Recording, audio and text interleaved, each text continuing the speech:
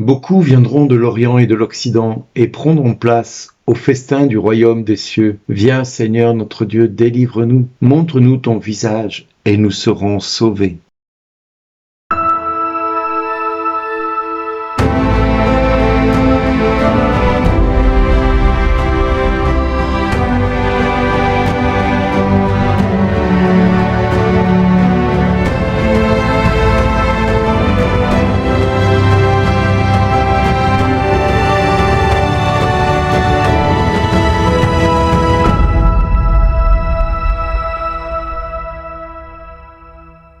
Aujourd'hui, le message vous est adressé par Bernard Dille.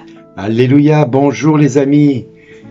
Il arrivera dans les derniers jours que la montagne de la maison du Seigneur se tiendra plus haute que les monts et s'élèvera au-dessus des collines. Vers elle afflueront toutes les nations et viendront des peuples nombreux. Ils diront, venez, montons à la montagne du Seigneur, à la maison du Dieu de Jacob, qu'il nous enseigne ses chemins et nous irons par ses sentiers. Oui, la loi sortira de Sion et de Jérusalem, la parole du Seigneur. Il sera juge entre les nations et l'arbitre de peuples nombreux. De leurs épées, ils forgeront des socs et de leurs lances des faucilles. Jamais notre nation contre nation ne lèvera l'épée. Ils n'apprendront plus la guerre. Venez, maison de Jacob, marchons à la lumière du Seigneur. Et à la lecture du livre d'Isaïe, j'ai envie de nous dire qu'aujourd'hui, le Seigneur nous avertit de ce qui va advenir. Le monde va venir en terre sainte pour chercher la paix, pour chercher la loi du Seigneur. Et depuis des décennies, les pèlerinages se succèdent pour aller en terre sainte, pour chercher le Christ, pour aller chercher le Seigneur. Et depuis des décennies, les hommes empruntent cette route qui va vers Jérusalem, cette Jérusalem où tout ensemble ne fait qu'un. C'est là que montent toutes les tribus du Seigneur. Et quand on parle de tribus, ce sont toutes les tribus issues des nations païennes, pas simplement les tribus d'Israël, mais toutes les tribus issues du monde païen. C'est-à-dire tous ceux qui cherchent la face du Christ, qui cherchent Dieu en esprit et en vérité. C'est là qu'Israël doit rendre grâce au nom du Seigneur. C'est là le siège du droit, c'est là le siège de la maison de David. Oui, paix à ceux qui t'aiment. Que la paix règne dans tes murs et le bonheur dans tes palais. Nous ne voyons pas encore cette paix régner en terre sainte puisque la guerre y est actuellement. Mais nous savons une chose, c'est que là, à cet endroit, va démarrer une paix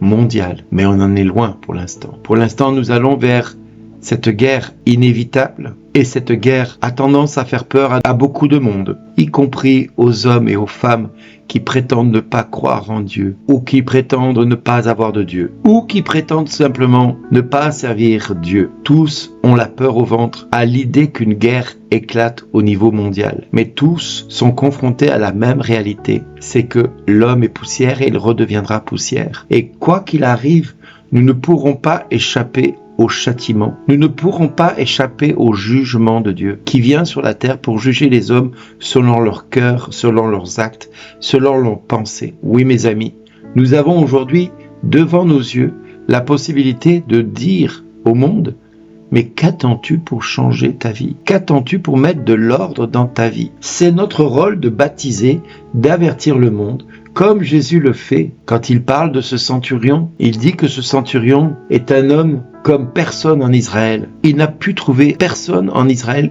avoir une telle foi. Pourtant, c'est un centurion.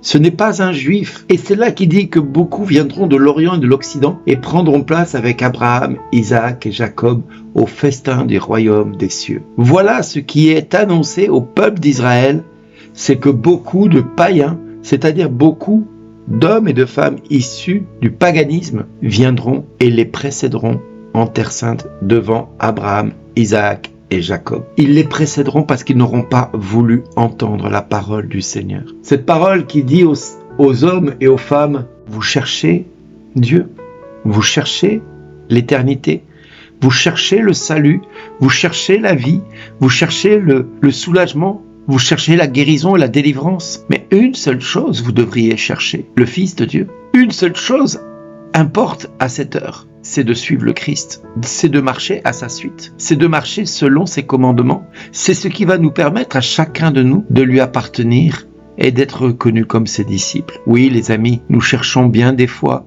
là où il ne faudrait pas. Nous perdons bien des fois trop de temps dans des choses inutiles, au lieu de mettre l'accent sur ce qui est le plus important pour nous, notre éternité. Parce que notre éternité se joue dès maintenant. Notre éternité, elle est là, devant nos yeux, à chacun de nous. Et Dieu te dit, comme il me dit à moi, mais qu'attends-tu pour changer? Qu'attends-tu pour mettre de l'ordre dans ta vie?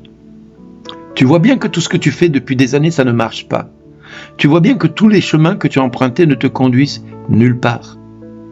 Tu as bien vu que tous tes choix ne t'ont pas rendu heureux ou heureuse depuis si longtemps. Alors qu'attends-tu pour chercher la face de Dieu? Qu'attends-tu pour te mettre en quête avec le Seigneur? Oui, les amis, nous avons le droit de résister. C'est notre libre arbitre qui nous autorise à résister à la parole de Dieu. Moi, je fais le choix de plier les genoux en présence du Père, de qui toute paternité au ciel et sur la terre tire son nom.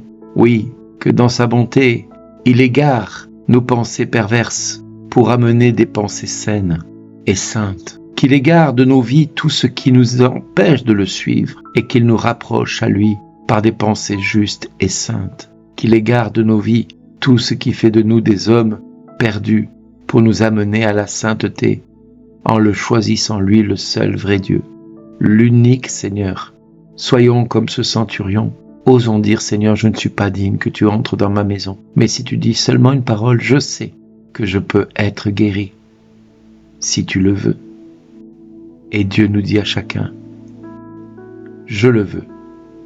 Merci d'exister.